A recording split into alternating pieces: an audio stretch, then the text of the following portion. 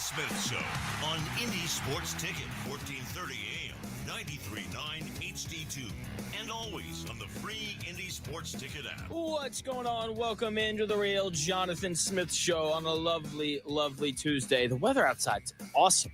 Hope you had a nice, long weekend. I know I did. Had the opportunity to head back home to good old Chattanooga, where my parents currently reside. So my grandparents, big weekend. Sister's birthday. Sister-in-law had a baby shower. So ton of fun. Went down there for that. And just hung out with the family. Watched a lot of college football. It was a really good weekend. And NFL football. Real NFL football. No more of this preseason stuff. It starts Thursday night. We get our first game of the year. Eagles, Cowboys. Did already make a wager on that game. I absolutely did. Eagles -7.5. But I'm just so glad that it's back. And I had a blast watching games over the weekend, and I'm very much looking forward to this next Sunday. It's not just that we get to watch the games. It's that I get to talk about the games. No more speculation. No more of here's why Anthony Richardson got benched. No more here's why Daniel Jones is terrible.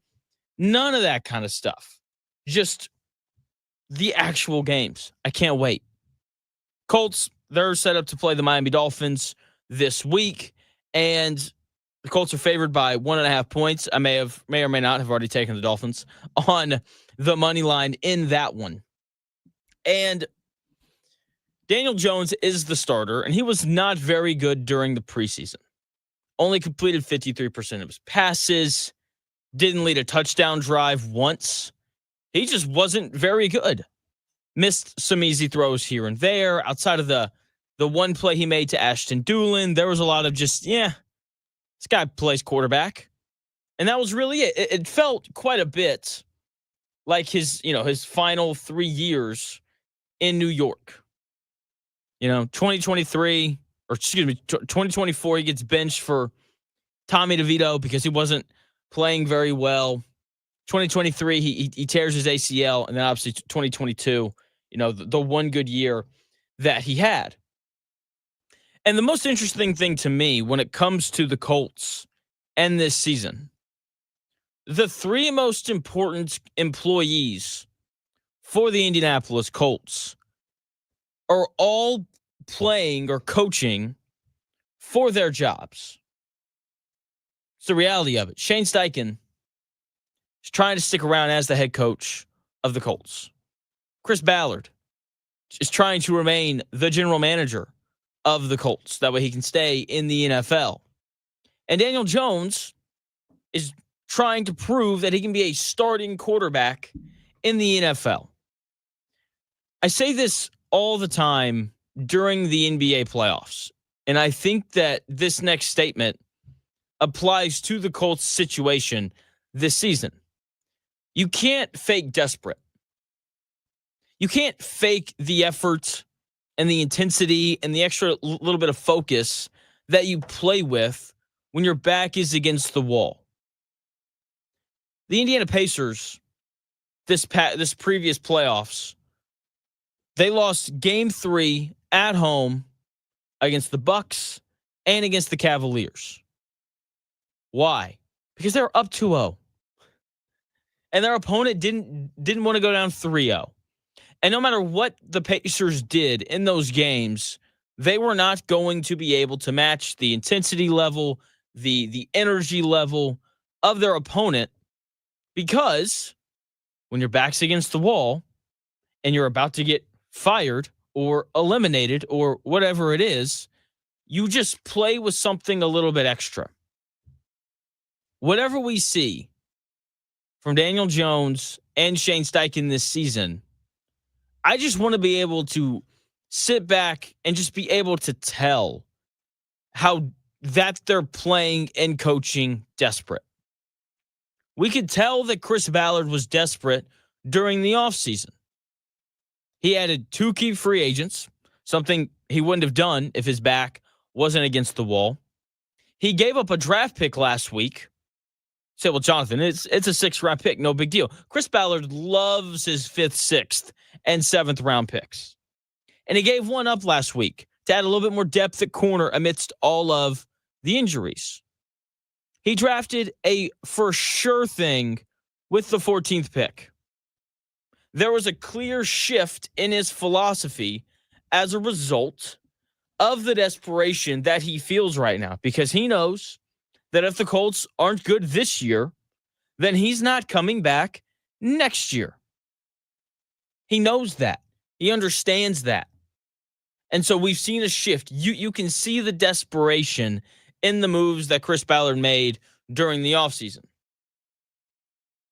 I want to see the same thing from Daniel Jones and Shane Steichen. I want to see the adjustments that they make to how they play and how they coach and how they call plays that show their desperation. I want to see Shane Steichen in big spots instead of going, you know what?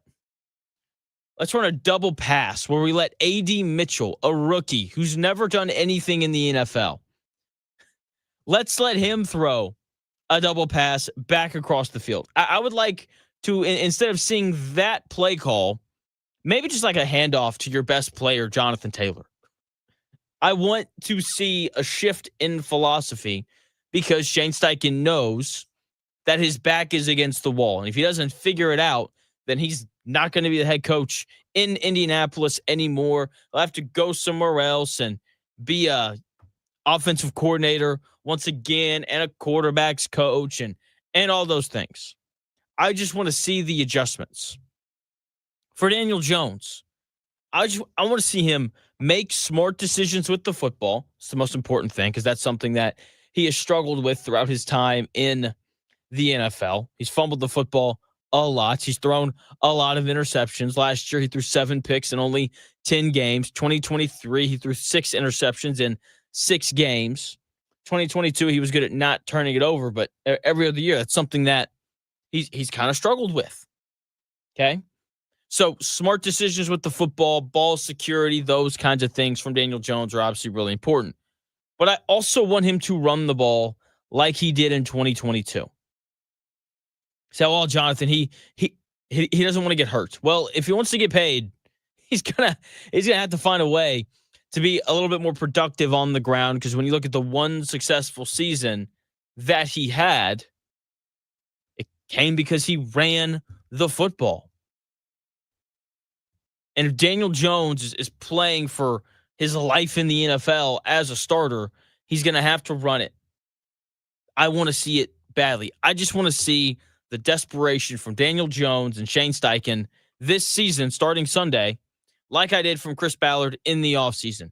Make some tweaks to improve and actually win football games. Winning cures everything. And the only way that it's going to happen for the Colts this year is for Shane Steichen and Daniel Jones to make some adjustments. And maybe, hopefully, their desperation will lead to those adjustments being made.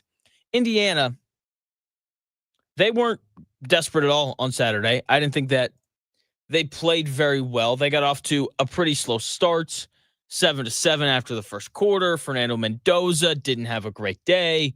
Coach Cignetti went to the podium after the game to kind of talk about the game in and of itself. It's good to get a win. Wins are hard to get. Want to know, but I guarantee you, everybody in this organization realizes that, we didn't play as well as we wanted to. That's just a flat-out fact. I thought our defense, we gave up. They had missed Simon on first play on a long touchdown run. And then we collected ourselves on defense shortly thereafter and pretty much dominated them. Didn't give them anything.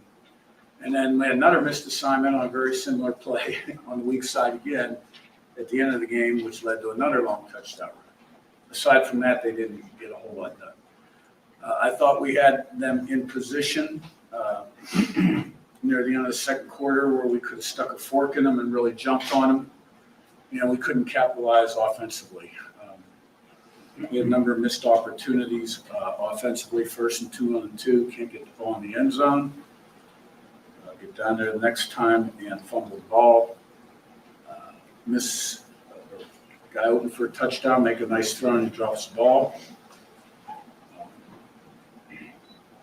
hit the crossbar on the field goal, overthrow a guy for a touchdown in the second half.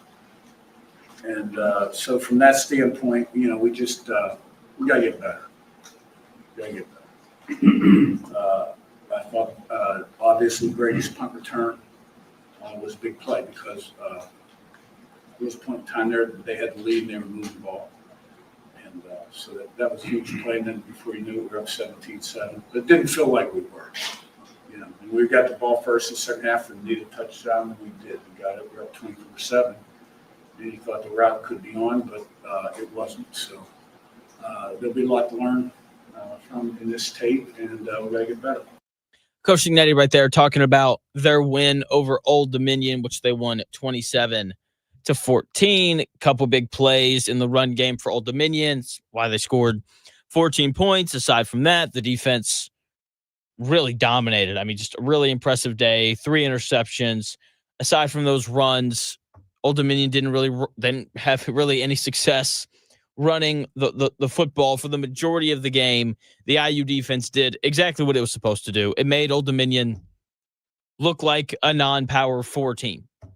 It's the reality of it. So aside from those 2 long touchdown runs, the defense performed as expected. Offensively, didn't think it was great. Coach Cignetti in that clip highlighting all of the miscues, not executing in the red zone and just a lot of mistakes made by Indiana. But it's week 1. There's a decent amount of new faces on the roster, right? Like you're going to have to deal with that a little bit. Fernando Mendoza, I thought was okay. 18 of 31 is okay. 193 yards passing is okay. He's fine. He wasn't like, oh, wow, that guy's definitely going to be the number 1 overall pick. He wasn't that at all. They ran the crap out of the football, which I really like to see. Roman Hemby, 23 carries, 111 yards, just under 5 yards a carry. They ran the football for 309 yards. Nothing else really needs to be said about the offense, but a little bit of an underwhelming day from Mendoza. I was really kind of excited to watch him air it out, and that didn't really happen. But with that being said, a win is a win. Better than what Alabama did over the weekend. Coach Cignetti hit on what I think is the most important thing pretty early on in that statement. They didn't play well, and they won. Go back 2 years to, Tom Allen. If Indiana played bad, like they did on Saturday, they lost. Like that was the reality of the Indiana football program. That was the reality of it. If they played bad, they lost. Didn't really seem to matter who they played against. Also, this is the biggest thing. There was a clear shift in the Indiana football program. 2 years ago, a win would have been good enough. Hey, we won 27-14. Great. Let's move on to next week when we play Kennesaw State. Maybe we can beat them 27-14 as well. It's that's just not enough anymore. People expect for Indiana fans expect for Indiana football to play well. That is such a shift from where they were when I moved to this state. And they didn't play well. And Coach Cignetti laid it out. He's like, don't worry, we're going to get better. I believe him when he says that because he is a good head coach. But there's clearly been a raising of the standard at Indiana. Now, does that mean that they're going to beat Illinois here in 3 weeks? I don't know. Does that mean that they're going to beat Penn State on the road or Oregon on the road? Or probably not. That's probably not going to happen. But it is nice seeing the raising of the standard from the Indiana football program, and for it to happen so quickly. Like, this is year 2. And if Indiana doesn't win 9 games this year, I think people are going to be disappointed in the product that was put out on the field. So we'll We'll see how it goes for them. But I am very intrigued to kind of see how Indiana comes out and performs against Kennesaw State this upcoming Saturday, right? The defense, I'm sure, will be fine. I would just like to see the offense score more than 27 points against a non-Power 4 opponent. Now, believe it or not, all eyes were not on Indiana versus Old Dominion over the weekend. All eyes were on Columbus, where Arch Manning made his first real college football start, right? He played against UTSA and some other bad teams last year. He got his first real taste of being a starting quarterback on Saturday, and it didn't go very well. Didn't go very well at all, right? Heard a lot of comments on, Matt Patricia, making things tough on Arch Manning and the inaccuracy of Arch Manning and all these things. And I've got a lot of takes on this game, on the college football weekend as a whole. But I'm going to tell you why Arch Manning looking bad against Ohio State in week 1 isn't really a big deal in 4 minutes.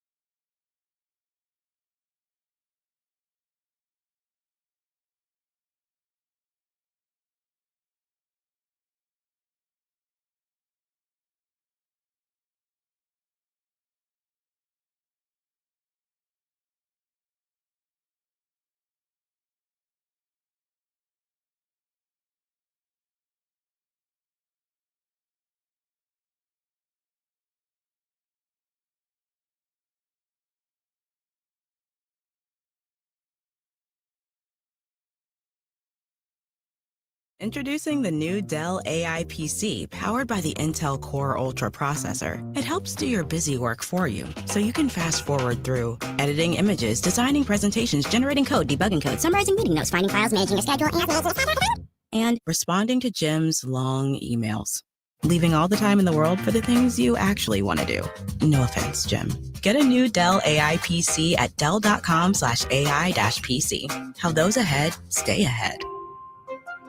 Progressive's Teen Driver discount could lower the cost of insurance for your teenager and save you some money. And then you can still spend money on them.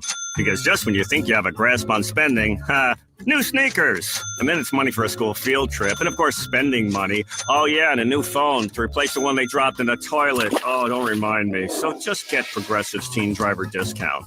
And then you can continue to spend money on them endlessly. Progressive Casualty Insurance Company and affiliates. Discount not available in all states and subject to terms and conditions.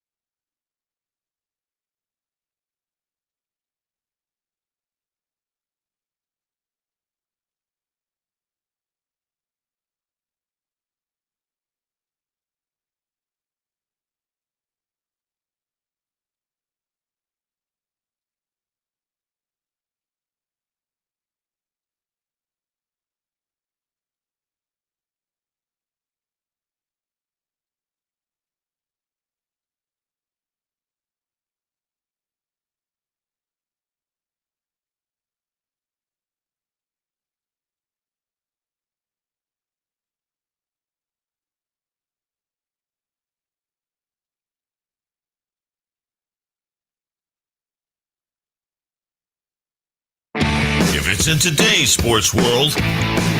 It's here. The real Jonathan Smith Show on Indy Sports Ticket 1430 AM, 93.9 HD2, and always on the free Indy Sports Ticket app. Welcome back to the real Jonathan Smith Show here on Indy Sports Ticket. Thank you for tuning in, no matter how you're tuning in, whether that's YouTube, Indy Sports Ticket. If you want to head over there and subscribe, maybe you're watching on X __ Jonathan Smith to follow me there and watch the show there. You can also listen on the Indy Sports Ticket app or 1430 AM if you're driving around the Indianapolis area. Arch Manning isn't driving around anywhere. He's trying to stay hidden.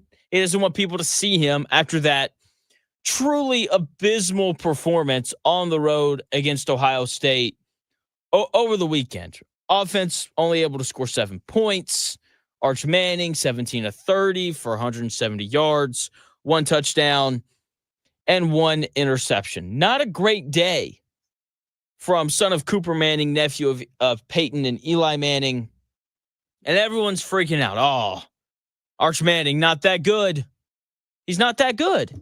You know, like he was only ranked the number 1 quarterback in his, recruiting class because his last name is Manning. He was only recruited by every major program in the country because his last name's Manning. He's really not that good. It's an overreaction. This is what makes week 1 awesome. People just jump to these preposterous conclusions because one guy plays well or one guy doesn't play very well.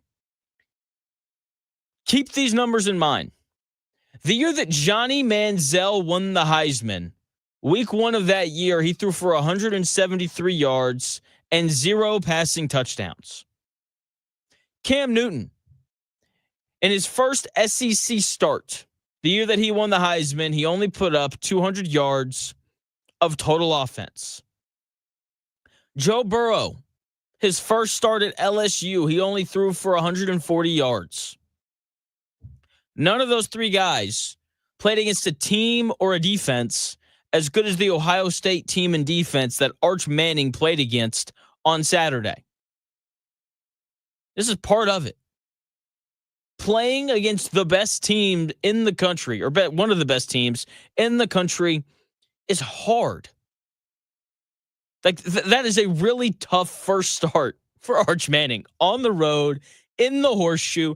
Everyone for Ohio State that won a national title last year is in the building. It's week 1. The energy is just unmatched. And Arch Manning went out there and struggled. I told you he wasn't going to play very well. Told you that this last week. It's a normal thing. It's really not that surprising, and it doesn't really mean anything. He could still win the Heisman. Is he going to? I don't know, but he could. Let me just repeat those numbers. Johnny Manziel, the year he won the Heisman, week 1, 173 yards, no passing touchdowns. Cam Newton, in his first SEC start, the year he won the Heisman, 200 yards of total offense. He had 1 bad game. 1 bad game. That's all that has happened with Arch Manning.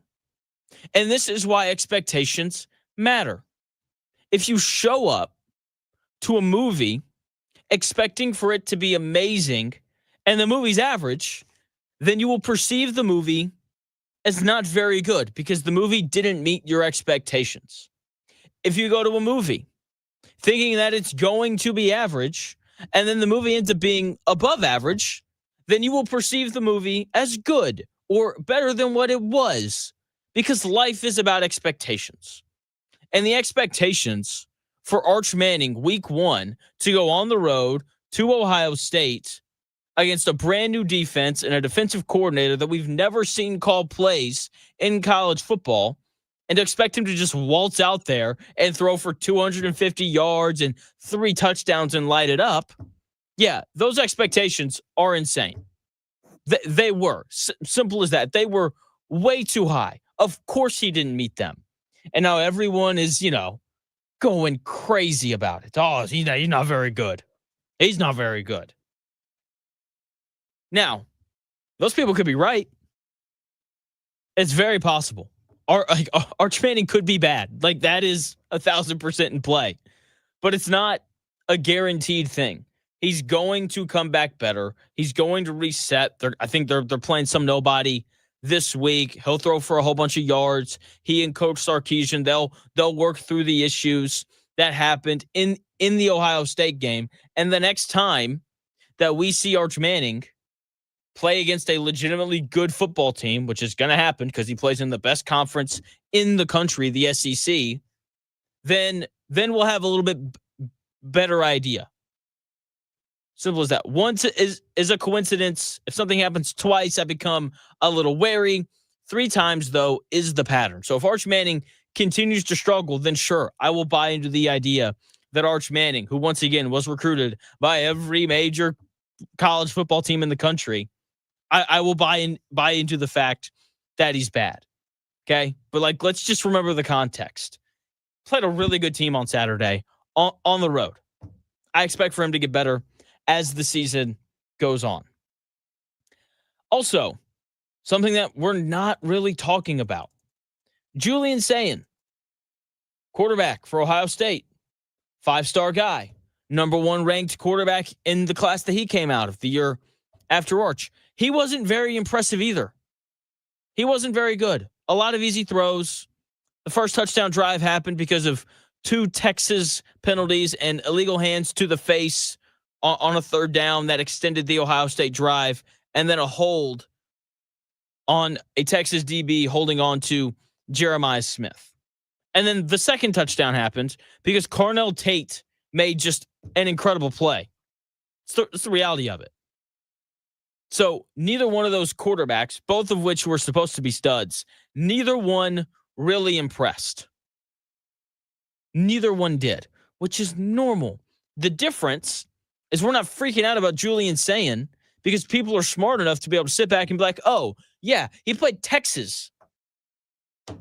Like, of course he wasn't great. It's the same thing with Arch Manning. Like, he played Ohio State on the road. His first career road start. Like, come on now. Of course he wasn't going to light up the scoreboard. Now, speaking of lighting up the scoreboard, Florida State. Jeez, man. Florida State put it on Alabama, which is just awesome. It's awesome. Everyone hates Alabama. It's great. I'm glad that they got absolutely drubbed. Okay? Like, seriously, it makes me happy. For those who don't know, I am an Arkansas Razorback fan. Arkansas didn't beat Nick Saban and Alabama once in the 17 years that he was there. I am so glad that Alabama lost to Florida State in the fact that they got beat 31-17.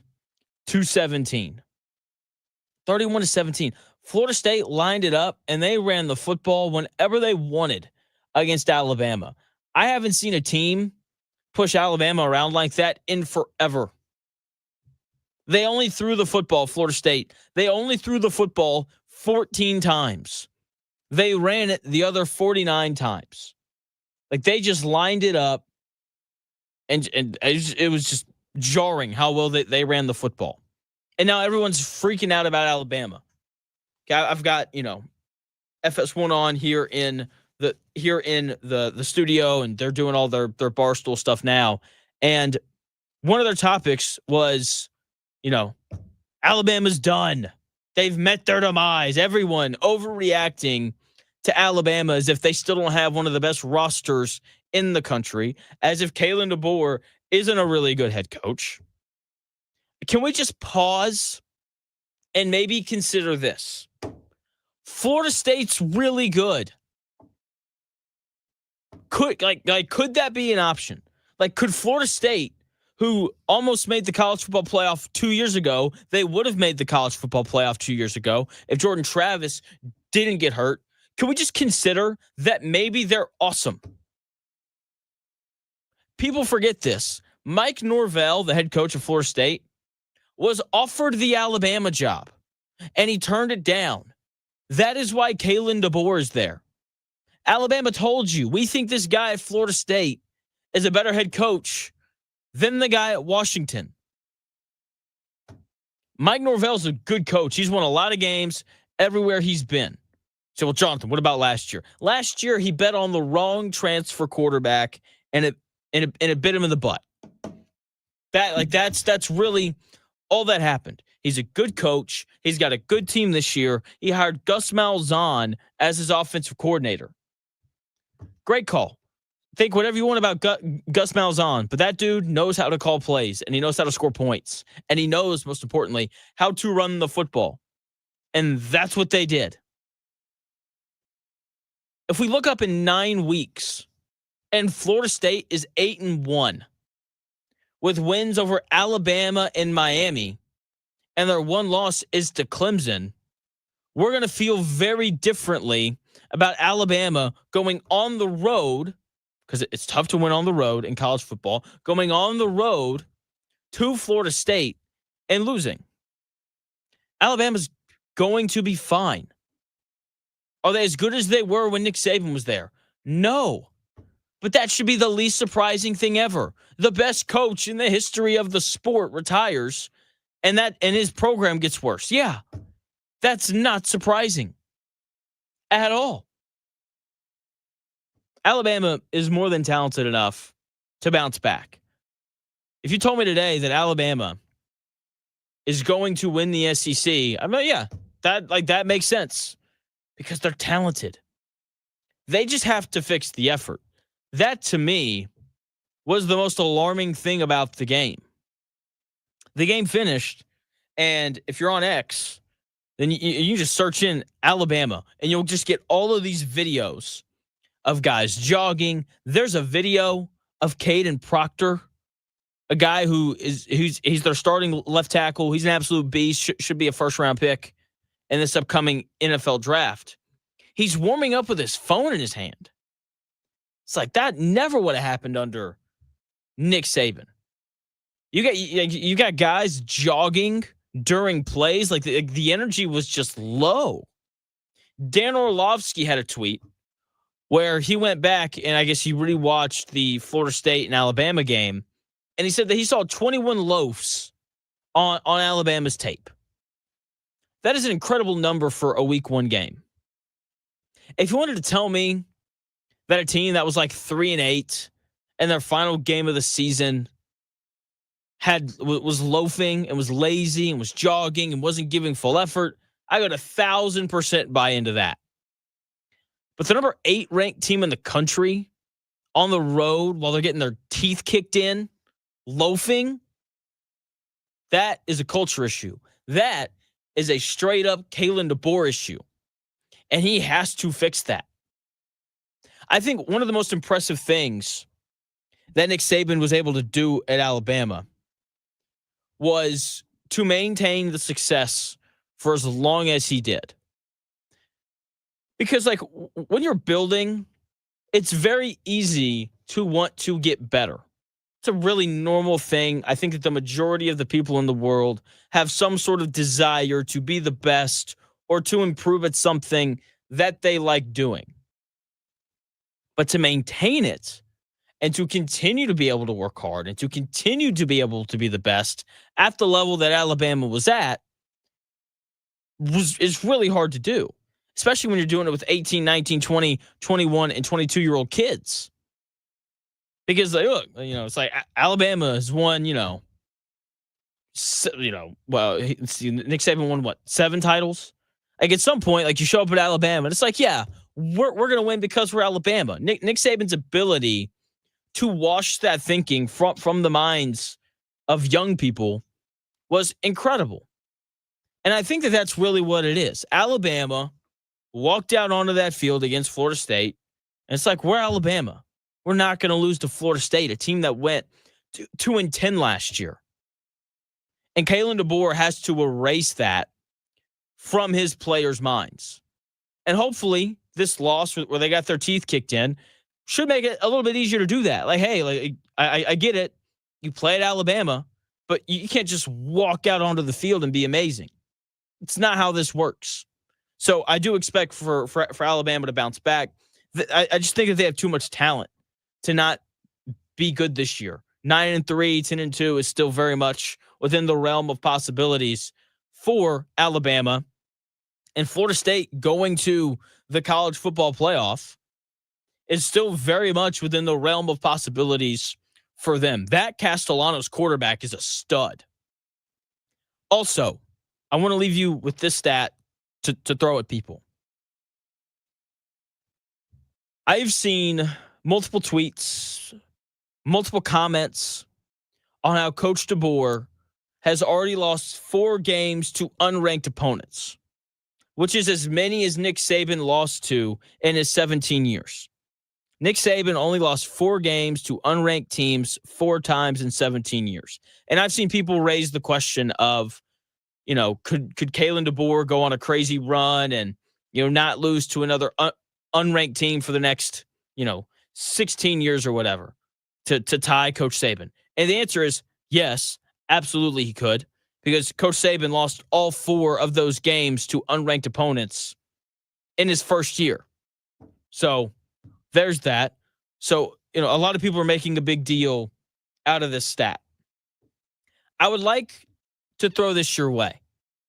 So, yes, Coach DeBoer has lost 4 games to unranked opponents, in the last 2 years now. Coach DeBoer is also a combined 6-0 against Kirby Smart in Georgia, Dan Lanning in Oregon, and Steve Sarkisian in Texas. I think that is every bit as important as the losses to the unranked opponents. When Alabama has had to play, or Coach DeBoer, when he's had to play and coach against the best teams and best coaches in college football, he's won pretty consistently. 6-0 against Kirby Smart, Dan Lanning, and Steve Sarkisian. So I'm telling you, I wouldn't write off Alabama just yet, because there's a world where they go 10-2, and they're playing in Atlanta here in 3 months for the SEC title. That is 1,000% still in play for them, and it may have just been the fact that Florida State's awesome this year. That is a possibility. So how about we stop overreacting to everything that's going on? So expectations not being met, that I think was kind of the overarching theme of the week 1 of college football. Alabama didn't meet expectations. Arch Manning, he didn't meet expectations. And last night, Bill Belichick got embarrassed by TCU at home. Just a brutal, brutal day for Bill Belichick over on Chapel Bill in his first career college game coaching. And, they just got absolutely trounced. And that was a much bigger deal to me than anything that happened with Texas and Arch Manning and anything that happened with Alabama. Because the Bill Belichick stuff, it's unfixable. I'll tell you why in 4 minutes.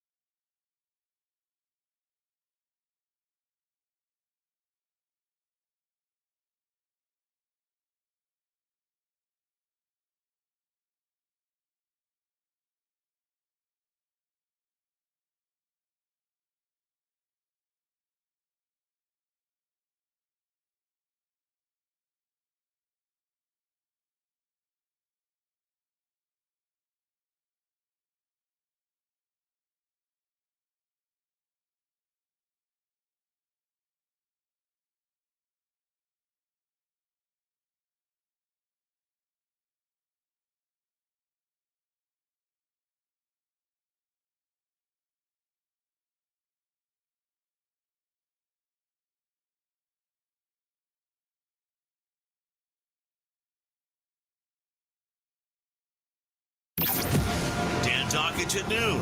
The Real Jonathan Smith Show.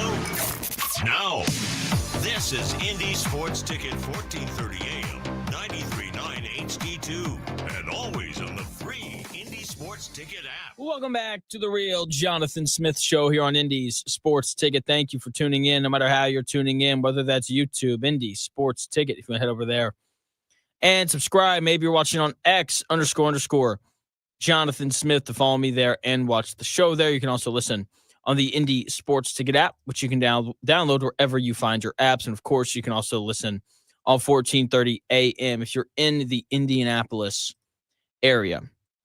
Big college football weekend. Went over Indiana's win. Purdue won, by the way, 31-0. Good for you. Talked about Alabama getting their teeth kicked in. Talked a little bit about Arch Manning and the overreactions to his poor day against Ohio State. And that is the theme of week one. All of these overreactions are happening. And it's kind of fun, because people are going to change their mind at some point during the season, because that's just kind of how this stuff goes. So the one thing I don't think that I'll be changing my mind on is Bill Belichick getting absolutely embarrassed last night. I mean, that game, I can't believe how lopsided it was. I mean, like, TCU just rolled in there. And look, TCU has a really good quarterback, a guy who's in Hoover who's going to get drafted, okay? Like, really good quarterback. That makes things obviously a little bit easier. A little bit easier for TCU in terms of prep and all those things. So Nick Wright had this tweet come out yesterday, last night, whatever it was. And he basically makes this comment about how he can't wait to see how people defend Bill Belichick and talk about him after hearing all the comments on how Matt Patricia made things tough on Arch Manning. Okay? Like that is, it's a really good question. It's a really fair one, but it's not really that complicated, Nick. It's the reality of it. Like, it's really not all that complicated. His exact tweet, now that my screen unfroze, was excited to hear the folks tomorrow who spent all day today explaining how any criticism of Arch Manning was unfair because he was up against giant NFL brain on Matt Patricia. Explain what's happening to Bill freaking Belichick's defense this evening. It's a great question, Nick, and I am going to explain it. It's really rather simple. It's because college football is not a fair sport. It never has been, and with the way it's going, it never will be. I have been a major opponent to the idea of expanding the college football playoff because I know and understand how the sport works. There's like 3, 4, maybe 5 teams every year who are good enough to win a national title. That's it. It's the reality of it. And so, like you put in all these other teams and then you put these great teams against these very good teams on the same field, and you see the canyon-sized difference between the two. Take Indiana last year. Indiana fans, I'm not picking on you. This is just the reality. Indiana was a very good football team last year, but they played against Ohio State and they got their doors blown off. And then they played against Notre Dame and they got their teeth kicked in. And it wasn't because Indiana was bad. It's just because the gap between championship level teams in college football and the level below it is huge. When you're coaching in the NFL, any team can win on any given Sunday because every single NFL team, even the bad ones, are talented. That's why, like, when you go through the spreads for this upcoming Sunday, if I remember correctly, the largest spread is the Cowboys are 7.5-point dogs Thursday night against the Eagles. That is the largest spread, and that's probably the largest one we'll see all year. Okay, maybe, teams will have guys get hurt. Maybe there's a 9.5 or a 10.5 out there. But for the most part, every NFL team is incredibly similar in terms of the talent level. That's why coaching is so important, and having a head coach and a guy like Bill Belichick who does the X's and O's and all those things. Like, it is more important in the NFL than it is in college because the talent gap is much narrower than it is in college. College football, the talent gap's wide. And Bill Belichick learned that last night. TCU is simply they just have better players. Significantly better players. They generated a push on the offensive line, TCU did, whenever they wanted. I mean, they just pushed North Carolina around all night long. It's why they averaged 7.5 yards per carry. They just lined it up and were like, we're going to run the football right down your throat. Good luck, North Carolina. Oh, and if you somehow, some way manage to get us to third down, we have a quarterback in Josh Hoover who's going to play on Sundays, and he's going to make a couple plays that your quarterback, Gio Lopez, cannot make. That was the reality of it. North Carolina had 2 good drives. Their first drive, quick side note here, almost every team looks good when the plays are scripted. After that, then that's when you figure out who can play and who can't. The guy that North Carolina started at quarterback, Gio Lopez, his quarterback rating was 1.9. He was 4 of 10 throwing the football for only 69 yards. Max Johnson, their backup quarterback, a guy who went through a lot. If you watch the broadcast, then you know exactly what I'm talking about. If you don't know what I'm talking about and you're interested, you can Google it. It'll pop up rather quickly. He comes in, and on his first drive, the Tar Heels score a touchdown when the game was already out of hand. The talent gap was enormous. And no matter how good of a head coach Bill Belichick is, there is no fixing that. There is no fixing that. Now, speaking of talented teams, Sunday night and Saturday night, we got the 2 best games, I think, of the weekend. LSU beating Clemson on the road was a lot of fun to watch. Miami beating Notre Dame at home was also a lot of fun to watch, right? When 4 teams meet expectations, games are fun. They just are. Carson Beck looks good. By the way, Miami and Notre Dame, I think, are both going to be good football teams this year, vying for a spot in the college football playoff. Carson Beck looked good. He just took what the defense gave him consistently. He's like, oh, you're going to let me throw this 7-yard curl route all the way down the field, Notre Dame? Okay, thank you. I will make that throw every single time. And that's what he did. He just kind of took what the Notre Dame defense gave him, and then a couple times he was able to push the ball down the field and make a big play.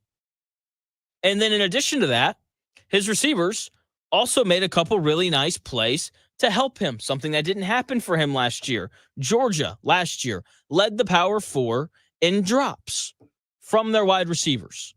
So I thought Carson Beck looked really good, on time, on target. He looked like the guy 2 years ago who last year entered the season as the projected number 1 overall pick. And then he has a bad year.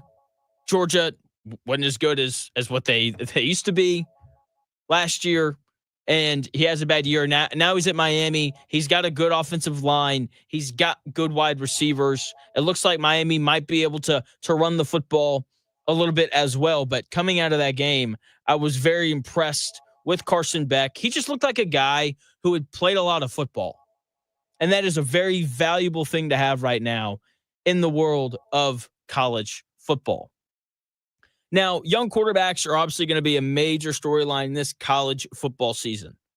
Okay, obviously Arch Manning, Julian Sayin at Ohio State. I thought CJ Carr looked better than both. Now, that could have been the caliber of defense that he was playing compared to the other two, because it is not a hot take to say that Ohio State and Texas's defenses are better than Miami's. Okay, so that could be part of it. But I was just impressed to see how CJ Carr looked when the play broke down. He made a couple plays, the first touchdown pass especially, where he's just kind of on the run, surveying, searching, and eventually he finds a guy in the end zone for the first Notre Dame score of the season. We didn't see that very much from Arch Manning or Julian Sayin. Like, if guys were covered for Arch Manning or Julian Sayin, things did not go well. So seeing CJ Carr and his ability to kind of extend plays and do a little bit more was impressive. They ran him quite a bit as well, which I found to be pretty surprising, honestly. He had 11 carries, which was more than what Jeremiah Love had. And this is the thing that really bothered me about the game. Jeremiah Love is supposed to be the best running back in college football, and it is nothing short of coaching malpractice from Marcus Freeman and his staff to not give Jeremiah Love the football more than 10 times. I get it. You only averaged 3.5 yards a carry in that game against Miami. Here's the thought, though. Maybe if you'd given Jeremiah Love the football more than 10 times, you would have averaged more than 3.5 yards per carry. Simple as that. Didn't quite have enough time to get to LSU and Clemson, but that game was awesome. I told you before the weekend started that was the game that was going to be the most exciting over the weekend. Two teams that met the high expectations that everybody had for them. My thoughts on LSU going on the road to Death Valley Junior and beating Clemson is coming up here in 4 minutes.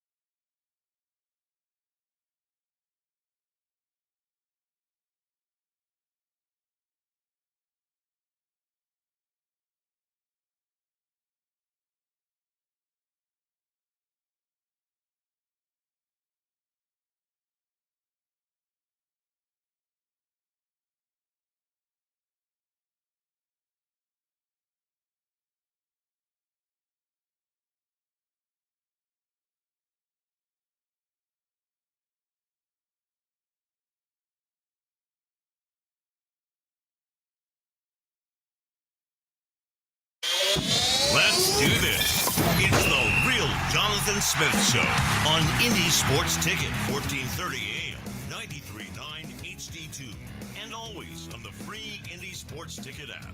Hour number 2 of the real Jonathan Smith Show on a beautiful Tuesday. You should go play golf today if you're not planning on it.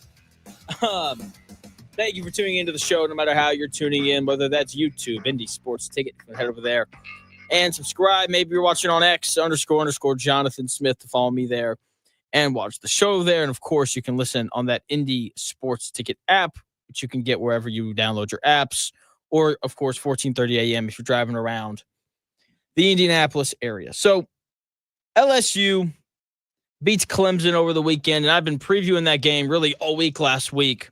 I thought it'd be the best game of the weekend, and it was. Both teams were awesome. No way around it. The defenses, I thought, were just absolutely nasty, especially the front sevens. Neither team could run the football. Neither team could. LSU, they tried. They ran the football 31 times for 108 yards. That's only 3.5 yards a carry. Like, that's a really good Clemson front seven. The LSU front seven, though, oh my gosh. Clemson ran the football 20 times for 31 yards. They just completely abandoned the run, and that is exactly what they should have done. They found no success whatsoever on the ground. 1.5 yards a carry. That's what they averaged. And that's a big deal for LSU because that had been the complaint under Brian Kelly. Oh, man, Brian Kelly, man, the offenses have been so good, but the defense had been problematic time and time again going now into his 4th year at LSU. Last year, big problem. This year, it appears to have been much improved, right? They brought in a bunch of transfers, number 1 ranked transfer portal class in the country. So they went out, completely revamped their defense, and it has worked out very well for them. Now, the difference in the game was the quarterback play. And part of my excitement for this game was I knew that we were going to get to see 2 quarterbacks, Garrett Nussmeier and Cade Klubnik, who had played a lot of football. Garrett Nussmeier is a guy that a lot of draft people like. And I thought that he showed that against Clemson. He made the game look really easy. I was looking at the box score last night, getting ready for the show today. And as I did, it kind of reminded me of Pascal Siakam with the Pacers. If you watch Pascal Siakam play basketball, he makes the game incredibly easy to a point where, like, you don't even notice when he scores. And then you look at the box score and you're like, oh crap, Pascal Siakam is 28 points. What in the world? I felt very similar looking at Nussmeier's performance against Clemson. Okay. 28 of 38 passing, 232 yards, and a touchdown.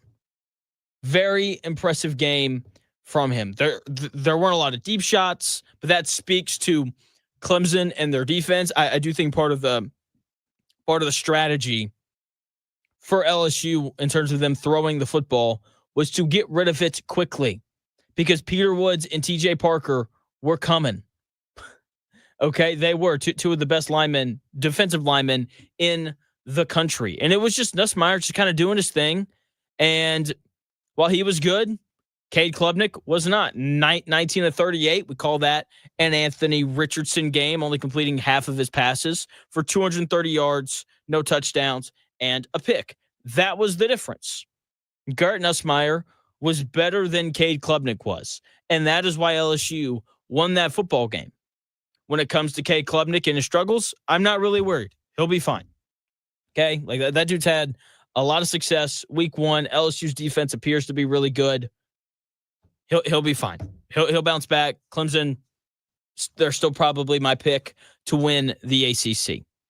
Now, during the break, we got people over here in the YouTube chat talking about the Indianapolis Colts. It is game week. I'm excited. It's a great day. No, it is, right? Sunday is going to be awesome, just like Saturday was. And the Colts are playing the Dolphins this week. And I'll just tell you now, I've already bet the Miami Dolphins to come in here and win because I don't think that the Colts are going to be very good. Derby over in the YouTube chat, Indie Sports Ticket, if you want to head over there, subscribe, and jump into the chat to be part of the conversation. He was voicing his concerns very loudly. Jonathan Taylor, latter part of his career, he's in the injured all the time part of his career, which is very fair. Okay, like he is consistently hurt. Most running backs, once they are 26 years old, like that's usually kind of when you start to see guys, especially at running back, deteriorate a little bit. He also says that Kwity Paye's hurt all the time. That's just not true. He's played 15 games or more every year of his career except for one. The 1 year he didn't. He played 12. Last year he played 15. The year before he played 16. So that's wrong. But hey, all the other stuff I get, complaints about the offensive line, all that kind of stuff. Okay, a lot of concerns or a lot of question marks for the Colts, but none bigger than Daniel Jones. There's a reason why the Giants didn't want him back. Daniel Jones was bad in the preseason. He only completed 53% of his passes in the preseason against backups. He didn't lead one touchdown drive. He was bad. No way around it. It felt like a continuation of his last 2 years in New York, where he just really struggled. Bench for Tommy DeVito last year, right? Just like there wasn't a lot of rhythm. There wasn't anything impressive happening, especially with his ability to throw the ball. Like it was just It's a lot of meh. A lot of that's not great. A lot of I hope that doesn't show up during the regular season. All that kind of stuff. So it's just it wasn't great. But I think the most interesting thing about the Indianapolis Colts this upcoming season is that the three most important Indianapolis Colts employees are all desperate and playing /coaching /GMing for their jobs. Shane Steichen is trying to stick around as the head coach. Chris Ballard is trying to remain a general manager in the NFL. And Daniel Jones is trying to prove that he can be a starting quarterback in the NFL. I say this all the time during the NBA playoffs, and I think that it applies here. You can't fake being desperate. You can't fake the effort and the intensity and the focus level that happens when your back is against the wall. Take the Pacers and their postseason run. We saw them go up 2-0 after winning games on the road multiple times during the NBA playoffs.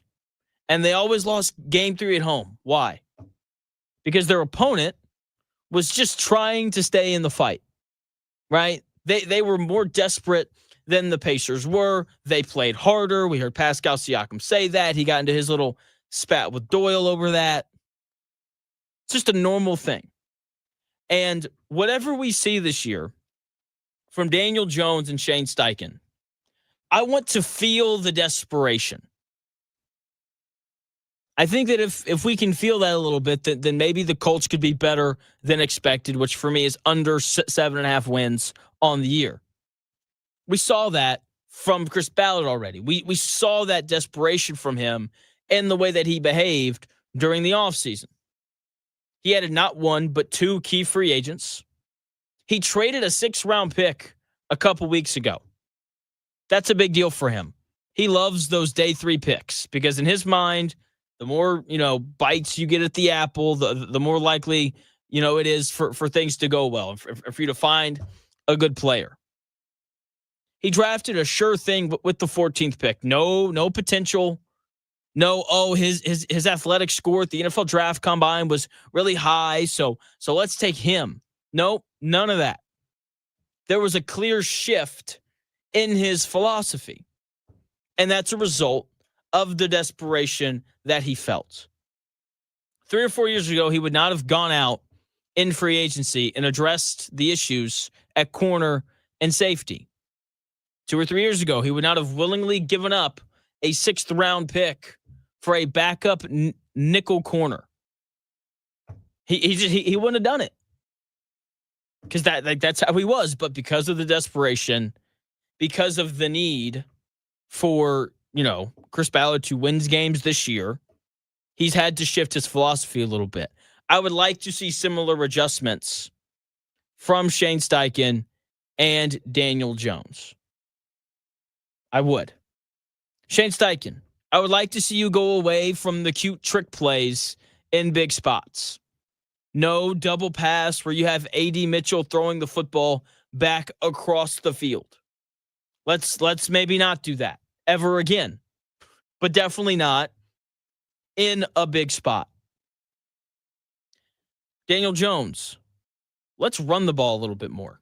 And speaking of running the football, back to Shane Steichen really quickly. How about instead of running trick plays in those big spots, how about instead, Shane Steichen, you just turn around and hand the football off to Jonathan Taylor?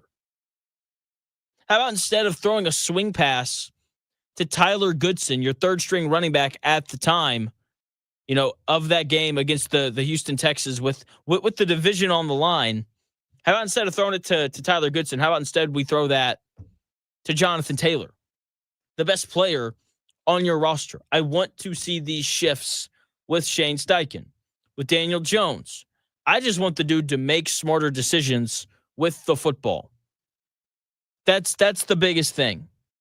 And I want him to run like he did in 2022, where he had over 120 carries on the season. No other year of his career has he eclipsed the 70 carry mark. And I get it. He's torn his ACL, multiple neck injuries, some ankle problems here and there. But he's desperate to stay in the league. Run the football more, because the one good year that he had was the year that he ran the football the most. So that is what I want to see from Daniel Jones. Like let me see the desperation, the fact that you want to be a starting quarterback in the NFL so badly that you're willing to put yourself at risk just a little bit more. Because in 2022, when he was willing to put himself at risk a little bit more often, he looked like a starting quarterback. And he was. Made the playoffs, won a playoff game. Jonathan Tim Tebow won a playoff game. I know, just saying. I want to see a shift from Daniel Jones and Shane Steichen and their willingness to do things just a little bit differently, like I did from Chris Ballard in the offseason. I want to feel the desperation, and I'm not convinced that I will. Speaking of desperation, Purdue football. Really bad last year, 1-11. Congrats to Purdue on matching their win total from last year. They beat Ball State 31-0. I don't really care. Say, well, Jonathan, they look good. I know they did. They beat Indiana State 49-0 last year. Then they lost 11 in a row. They're going to beat Southern Illinois this upcoming Saturday. And it's going to be great. Everyone's going to be like, Purdue football is back. That's a joke. No one's going to say that, I hope. But they'll beat the brakes off of, Southern Illinois or Illinois Southern or whoever it is. And then, there'll be a little bit more excitement, a little bit more optimism. And then they play USC.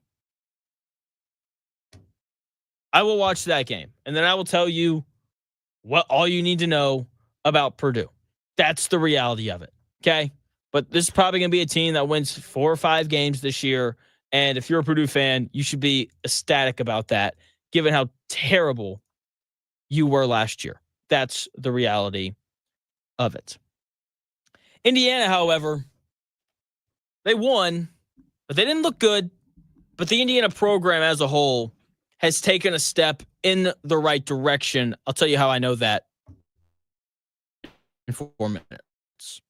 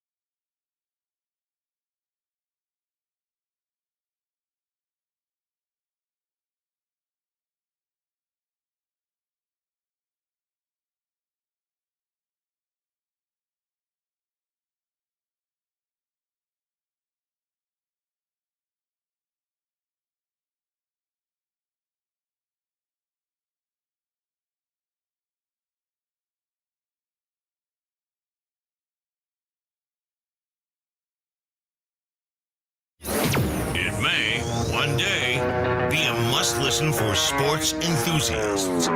Yeah, and monkeys might fly out of my butt. Uh-oh. The Real Jonathan Smith Show on Indy Sports Ticket 1430 AM, 93.9 HD2, and always on the free Indy Sports Ticket app. Welcome back to the Real Jonathan Smith Show here on Indy Sports Ticket. Thank you for tuning in, no matter how you're tuning in, whether that's YouTube, Indy Sports Ticket.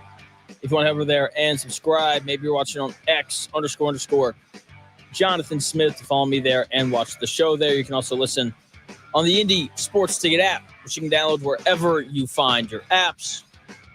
And, of course, 1430 AM as well if you're driving around the Indianapolis area. Indiana football back in action. People are excited, expecting big things from the Hoosiers in year 2 of the Curt Cignetti era. And things did not get off to a great start. 7-7, tied with Old Dominion after the first quarter. Indiana, they'd end up winning, though, 27-14. But they got off to a bit of a slow start. The game was tied 7-7 after the first quarter. From Fernando Mendoza, I didn't think that he had a very good day. Only 18 of 31 passing, 193 yards. Not great. Not great at all from a guy who could potentially be, the number 1 overall pick in the upcoming NFL draft. So I'm not really worried about him, though. Like, he had a lot of success at Cal. He'll be fine here in Indy. But Coach Cignetti had many, many thoughts after the game, highlighting various parts of the Indiana performance against Old Dominion. Here are the things that Coach Cignetti liked and did not like in their win over Old Dominion. It's good to get a win. Wins are hard to get.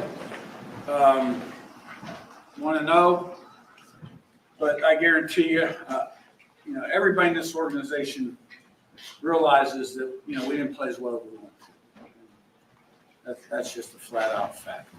I thought our defense, we gave up. They had missed Simon on first play, on the long touchdown run. And then we collected ourselves on defense shortly thereafter and pretty much dominated them. Didn't give them anything. And then we had another missed assignment on a very similar play on the weak side again at the end of the game, which led to another long touchdown run. Aside from that, they didn't get a whole lot done.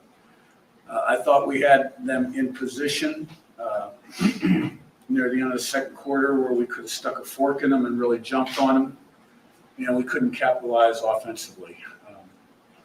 We had a number of missed opportunities offensively, 1st and 2-on-2, can't get the ball in the end zone. Get down there the next time and fumble the ball. Miss the guy open for a touchdown, make a nice throw, and he drops the ball. Hit the crossbar on the field goal. Overthrow guy for a touchdown in the second half. And so from that standpoint, we just we got to get better. I thought obviously Brady's punt return was a big play because there was a point in time there that they had the lead and they were moving the ball. And so that was a huge play. And then before you knew it, we were up 17-7. But it didn't feel like we were. And we got the ball first and second half and needed a touchdown, and we did. We got it. We're up 24-7. And you thought the route could be on, but it wasn't. So there'll be a lot to learn from in this tape, and we got to get better. Got to get better. Coach Cignetti right there.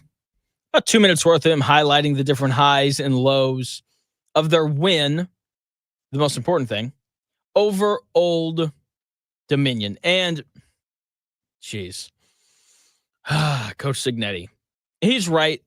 Aside from the 2 long touchdown runs, the defense performed as expected, right? They made this Old Dominion team just look like a non-Power 4 team, right? And that's what they should look like when they're playing against a team as good and as talented as Indiana is supposed to be this season. Now, a win is a win. I get it. The offense didn't perform to the level that Coach Cignetti wanted to, and all that kind of stuff. But a win is a win, right? That's better than what Alabama did over the weekend. And I think that Coach Cignetti hit on the most important thing pretty early in that statement. They didn't play well and they won.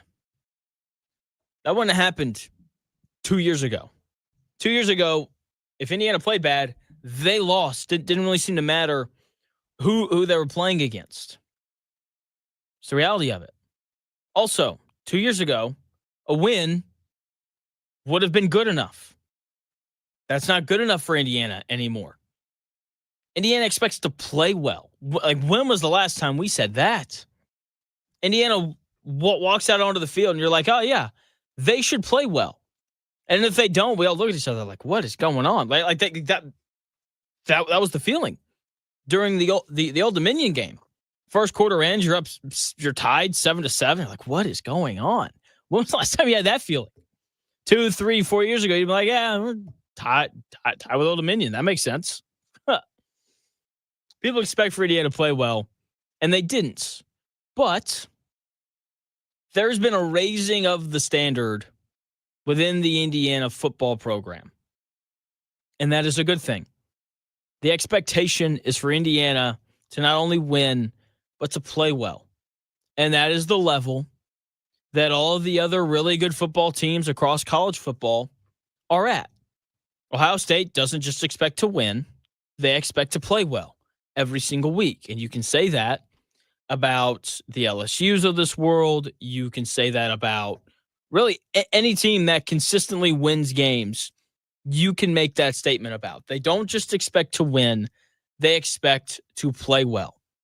And for Indiana, they're going to play well at some point. I expect them to blow the doors off of Kennesaw State. That's what I'm expecting. And that's probably what's going to happen, because I do believe Coach Cignetti when he says that this team needs to get better and that they're going to. They are going to improve. Speaking of getting better, Arch Manning in Texas. Arch Manning looked bad. No other word for it. He looked bad against Texas. And I told you that he would be. I told you that he wasn't going to play well. He's on the road against a really talented Ohio State team, making his first real start of his career, right? Because playing against UTSA at home, it doesn't even come close to playing on the road in the shoe against the defending champion Ohio State Buckeyes. That's the reality of it.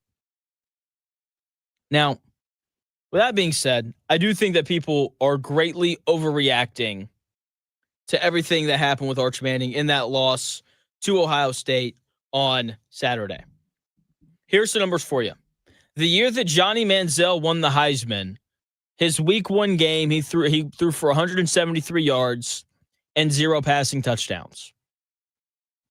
The year that Cam Newton won the Heisman, his first SEC start, he had combined 200 yards of total offense. Joe Burrow, in his first start at LSU, threw for 140 yards.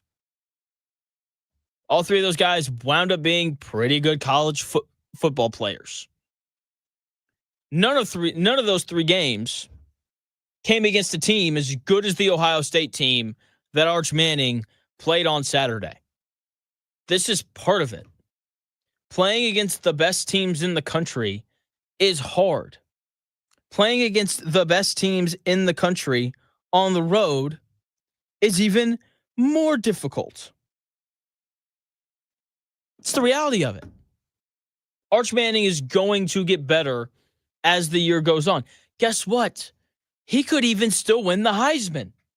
Will he? I don't know. Probably not, because the favorite to start the season never wins the Heisman. But he could still do it. And this is why expectations matter. If you show up to a movie expecting for it to be amazing and it's average, then you will perceive the movie as worse than it was. If you show up to a movie thinking it'll be average and then it's good, you will perceive the movie as better than what it was. Life is about expectations.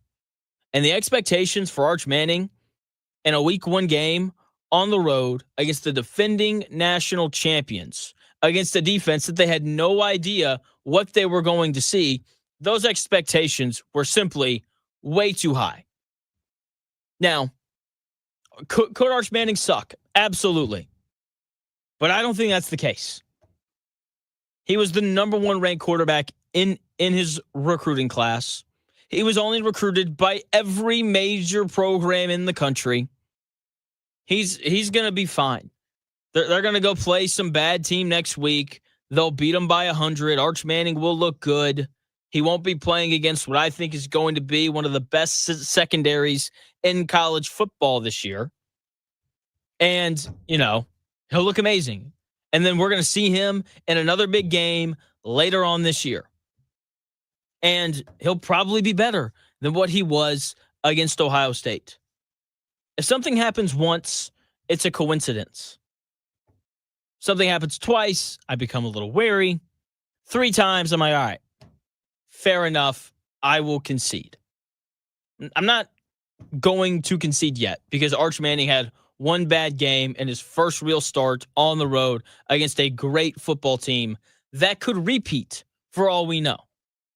So Arch Manning, he's going to be fine. Also, because I do think that this needs to be discussed, and I think it further emphasizes my point on the expectations part of this is no one's talking about Julian Sayin for Ohio State, who is also the number 1 ranked quarterback in his draft class. You know why? Because he's not Arch Manning, and he wasn't the favorite to win the Heisman before the year started. He made a lot of easy throws. The first touchdown drive happened because of 2 Texas penalties, and the second touchdown happened because Carnell Tate made just an incredible play on the football. But no one's concerned about Julian Sayin. No one's concerned about Ohio State because our expectations for Julian Sayin were nowhere close to the expectations that we had for Arch Manning and that Texas Longhorn offense. It's the reality of it. Okay. The Colts released their unofficial depth chart.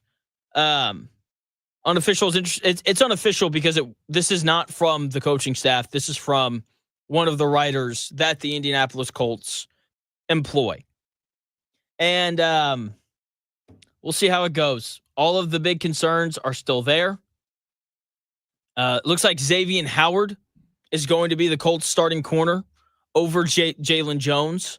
So, Xavier Howard, a guy who didn't play in the NFL last year, is going to start a corner against his former team. That is not concerning at all. The lack of the defensive line depth, it's just nasty. I hate it so much. I really do. Great. Kwity Paye, who's a solid player, nothing more, nothing less. Leatu Latu, a guy who is supposed to be a stud. Those are your 2 starters at edge. And then you've got Tyquan Lewis, who's always hurt, coming off of elbow surgery. He's 30 years old now. Back up behind Leatu Latu, Samson Abukum. The last time we saw him, the dude was awesome. 9.5 sacks on the year because that classifies as an awesome season here in Indy. But he's 30 years old, coming off of an Achilles tear. Oh man, the backups at nose tackle behind Grover Stewart. It's going to be Eric Johnson II. I hope those snaps are going to be brutal. The first backup behind DeForest Buckner is Neville Gallimore. Those snaps probably aren't going to go very well for the Colts either. Chris Ballard. The defensive line guru hasn't given the Colts a good enough defensive line. I can't. Watching that game on Sunday is going to be absolutely brutal. No other way around it. I like the Dolphins in that game. I already bet them, and I might bet them again just out of spite for this Colts team that I don't see a path to them being good. I just don't. And it's going to be frustrating, right? But it won't be as frustrating because we just kind of expect for the Colts, the expectation for the Colts is low. So if they're bad, it's really not going to be that painful. The expectations for Alabama football were incredibly high coming into the season. They got trounced by Florida State, and now that whole state and program is in shambles. I've got my thoughts on that game and why people shouldn't really overreact to it or make any stupid hot takes on it in 4 minutes.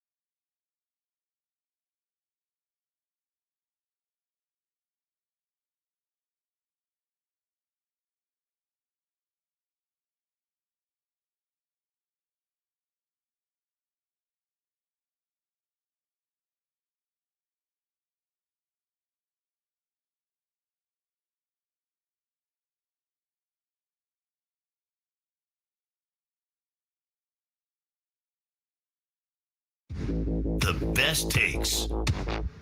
Maybe.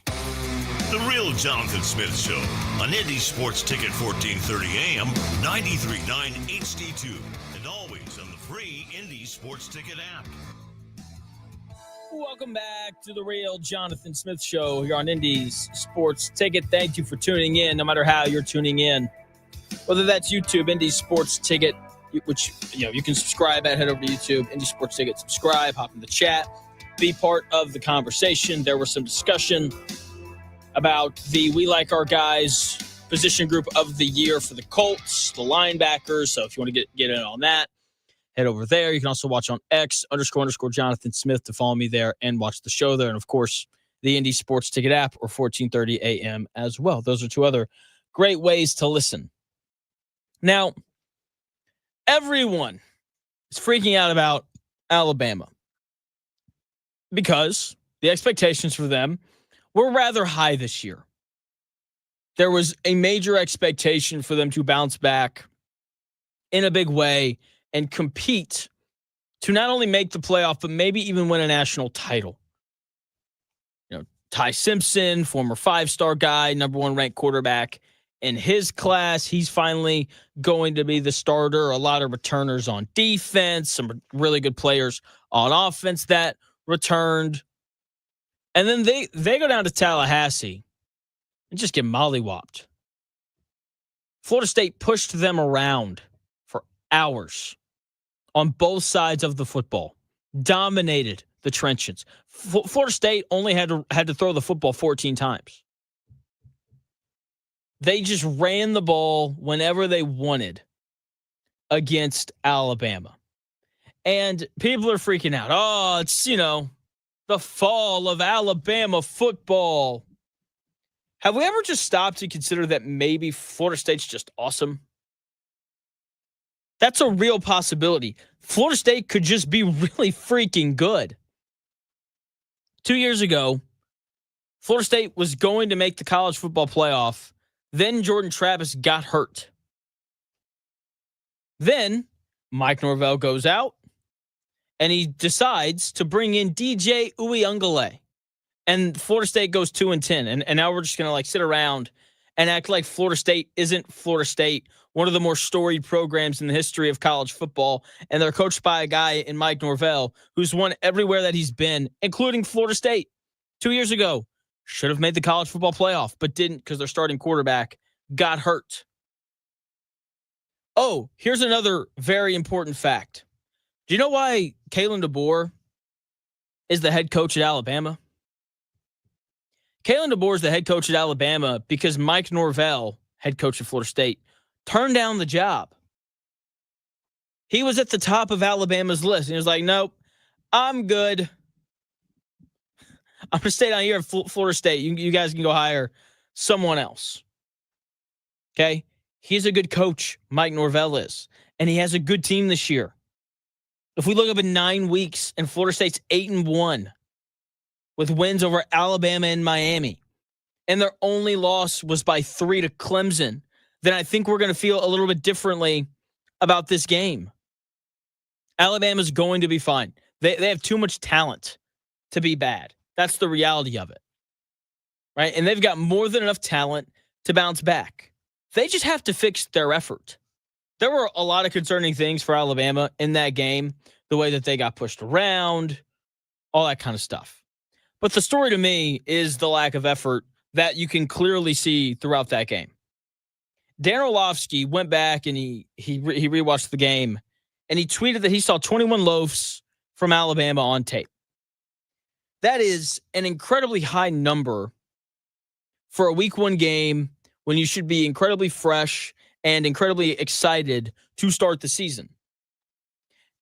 If there was a team out there, let's take Kennesaw State, and you're 3-8, and it's your last game of the year, and you're not going to a bowl, I would expect to see some loafing in a game like that. But not from an Alabama team that's ranked 8th in the country playing against Florida State. That is a Kalen DeBoer problem. And if he can fix that, I don't know how you do, but if he can fix that, then they'll be fine. because Kalen DeBoer is a good football coach. And that seems to be a slightly controversial statement right now, even though he, revived the Washington program. He left Washington, went 6-6 last year. And, 2 years ago, he had them in the college football playoff championship game. But people want to throw out on this stat that Kalen DeBoer has lost 4 games to unranked opponents in 2 years, which is as many as Nick Saban lost to in 17 years. That stat, it's floating around a lot. It's great. Let me also remind you, Nick Saban, all 4 of those losses to unranked teams came in year 1. Okay, so early on when you're taking over a program, things are just different. Like even going from Nick Saban to Coach DeBoer, like there is a transition period because Coach DeBoer does things differently than Coach Saban does.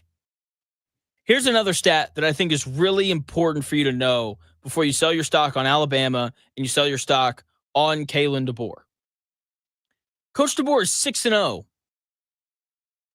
as a head coach against Kirby Smart, Dan Lanning, and Steve Sarkisian.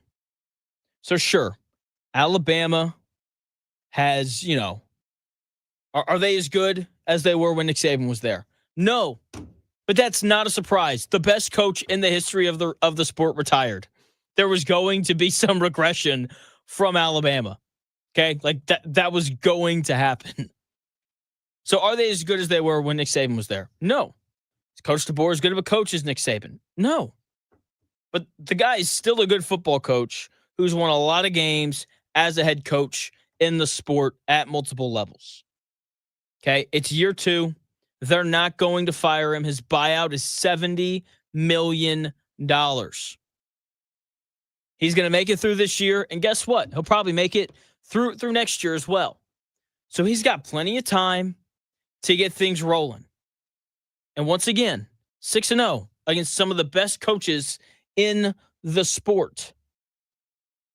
Watch out. I'm telling you, they're going to be fine. If Alabama won the SEC this year, it wouldn't be a surprise because they are very talented and Coach DeBoer is still a good coach, even though he lost to a team in Florida State that could win the ACC. It's a real possibility for them after the way that they just pushed around Alabama. It's the reality. Like no one's freaking out about Clemson, who just lost at home to 9th-ranked LSU. If there was a number by Florida State's name during that game on Saturday, like if Florida State had been ranked 15th, then people would be like, "Oh, Florida State's just better than we thought." But no, because Florida State was unranked and there wasn't a little number by their name, it's people are making this more about Alabama than they are Florida State, and that's just wrong. I walked away from that game more impressed with Florida State and more really disappointed than anything else in Alabama. Now, disappointed doesn't even begin to start how people should feel about North Carolina. Nick Wright, who I like, a lot of people don't, he had a tweet yesterday where he said how he's excited to hear the folks tomorrow who spent all day yesterday explaining how any criticism of Arch Manning was unfair because he was up against giant NFL brain Matt Patricia. Explain what's happening to Bill freaking Belichick's defense this evening. Now, Nick Wright is he's an NFL guy. He's not a college football guy like I am. Okay, I have been a major opponent of the idea of expanding the college football playoff because talent in college football it never has been and it never will be level. You can have a 14-team playoff in the NFL because teams are more even. Talent is more widely dispersed. There's a draft every year where the bad teams get to pick first and the good teams get to pick last. It's not how it works in the world of college football. So when you're coaching in the NFL, even if your team isn't as talented as whoever else it is that you're playing against, you're still like relatively close. Like it is rare in the NFL to see spreads greater than 6.5 points. It is. It's a rare thing to see. Like the Browns, I forget who they're playing week 1, but they're only 5.5 point underdogs. And they're probably going to be the worst team in the NFL this year. I think they're playing the Bengals. That sounds right. The talent disparity in the NFL is very different than the talent disparity in college football. And while I think people have been overreacting pretty consistently to everything that happened in week 1 of the college football season, I'm telling you right now, North Carolina, they're in for a long year because they just didn't look very talented last night. TCU simply had a better roster than North Carolina did. And coaching is important. You need good coaches to win in college football because when you get to the top of the sport and you're Ohio State playing against, Georgia, coaching then matters because Georgia has a bunch of great players and so does Ohio State. And the difference in the talent level is pretty thin, right? Just like in the NFL, coaching matters significantly more because week in and week out, the difference in the talent isn't as big as it is in college football. Bill Belichick learned that last night. TCU was just better. No way around it. They just had better players. And it's hard to win when your players aren't as good as your opponents. TCU ran the football for 258 yards last night. Nick Wright, you want to know why? You want to know why? People are talking about Matt Patricia and the way that he called the defense against Texas. It's because the talent disparity between Texas and Ohio State isn't as great as it was between TCU and North Carolina. TCU averaged 7.5 yards a carry last night. And if North Carolina somehow, some way figured out how to get a stop and how to get TCU to 3rd and 9. Josh Hoover, a guy who's going to play in the NFL, the starting quarterback for TCU, he just made a play that North Carolina's quarterbacks couldn't make. Josh Hoover last night was 27 of 36 throwing the football for 284 yards, 2 touchdowns, and 1 interception. And then you look at North Carolina had a quarterback. Gio Lopez was 4 of 10 throwing the football. There was a 2-hour and 8-minute period between Gio Lopez's 3rd and 4th completion of the night. That is incredibly problematic for Bill Belichick going forward. Now, they put in Max Johnson later in the game when Gio Lopez got hurt, and he looked significantly better, right? He's got a pretty crazy story. If you didn't watch the game last night, you missed it. If you want to go read it, you 1,000% should. Very, very inspiring. So while I do expect for Alabama to bounce back and get better, while I do expect for Arch Manning to bounce back and get better, that is not what I expect for North Carolina. All of the tweets, all of the opinions on Bill Belichick and North Carolina, they're correct if they're saying that they're cooked, because they are. They just simply don't have the talent. Now, they are playing in the worst of the 4 Power 4 conferences, so maybe there's, a little bit of hope there. Maybe Max Johnson takes over as the starter going forward. Maybe that fixes some of their issues. 9 of 11 passing, pretty good. Was it against backups? Yes, but still. So maybe there's a little bit of something there that they can take from it, but you don't just randomly become more talented. That doesn't happen in any sport. Doesn't happen in any of them. So Alabama, plenty of room, plenty of time for them to kind of figure out where they're going, right? They have time to fix things. Same thing goes for Texas, but North Carolina, no time whatsoever for them to fix their issues. That's going to do it here on The Real Jonathan Smith Show. Thank you for taking the time out of your day to tune into the show. Thank you for tuning in. No matter how you tuned in, whether that was YouTube, Indie Sports Ticket, go and subscribe. X __ Jonathan Smith. Follow me there. There's like, I think 1,000 of y'all right now watching on X. Just tap the little follow button. That'd be great. Maybe listen on the Indy Sports Ticket app, which you can download wherever you find your apps. And of course, you can also listen on 14:30 a.m. if you're in the Indianapolis area. That's going to do it for me. No Dan Dockett show today, sadly. I would go longer, but I have to go to the dentist. Kids, do yourself a favor. Take care of your teeth. When your parents take you to the dentist, say okay. Don't complain about it because, having messed up teeth really sucks. So I'll be back tomorrow from 10 to noon. The Dan Dockett should be back tomorrow as well from noon to 3. It'll be a great loaded sports day here on Indy Sports Ticket, and I'll talk to you tomorrow starting at 10 a.m. See ya.